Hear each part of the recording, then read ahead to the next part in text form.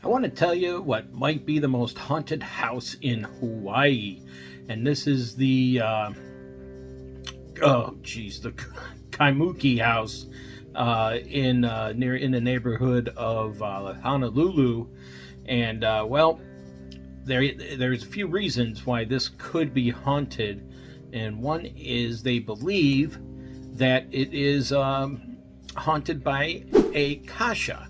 And this is described as a man-eating ghost from Japanese folklore. Another explanation of this being is that he likes to hang out around crematorium and feed on the dead.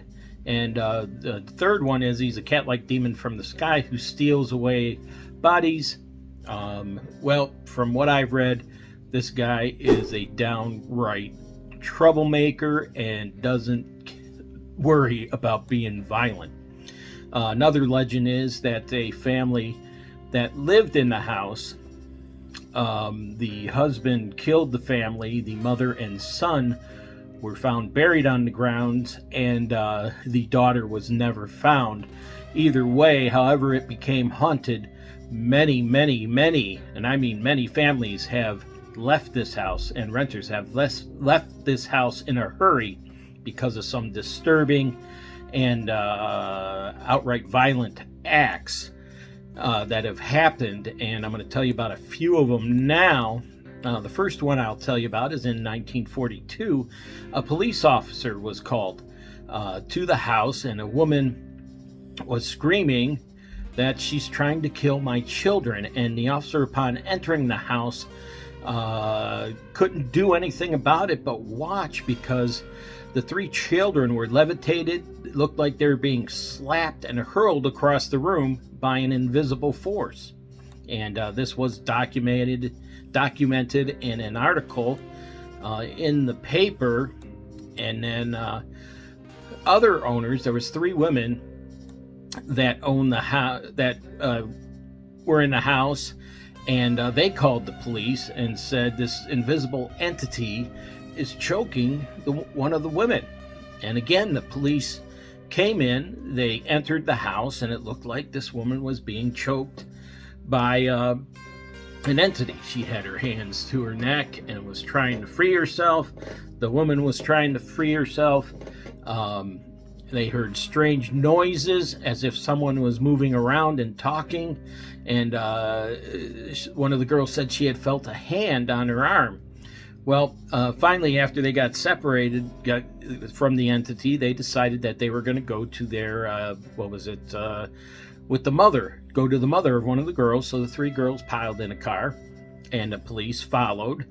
And as they were driving down, suddenly the girl pulls into a parking lot and stops the car. And, it looked, to the police officer, it looked like the girl in the middle of the seat was getting choked. And again, she was trying to fight something off that was strangling her. He jumped out of the car, reached into the girl's car to help, and felt a big, strong, calloused hand that that couldn't belong to one of the girls, grab his arm and twist it and pull him away and throw him back. Well, eventually, again, they got separated, and neither of the cars would start. And as they went through this event, finally he told the girl who had been choked to get into the police car and the other two to follow us. As soon as she got into the car, again, the motor wouldn't start. So she got out, she got into the other car. He turned the car over and it immediately started. So the two cars drove about 5 yards, and suddenly the door of the girl's car flew open, and the same girl fell out onto the road. And again, she's tearing at her throat. She's trying to fight this thing off that was choking her. And eventually the entity won out and ended her life on that night. So very, very strange stories that come from this house. There's other stories about young people being accosted by an entity, and Well, the good news is the house was demolished in 2016, but my question is, there's plans to rebuild, and whatever they rebuild on this, will our Kasha come back and cause the same trouble as he, and I won't, or she, did before? Food for thought.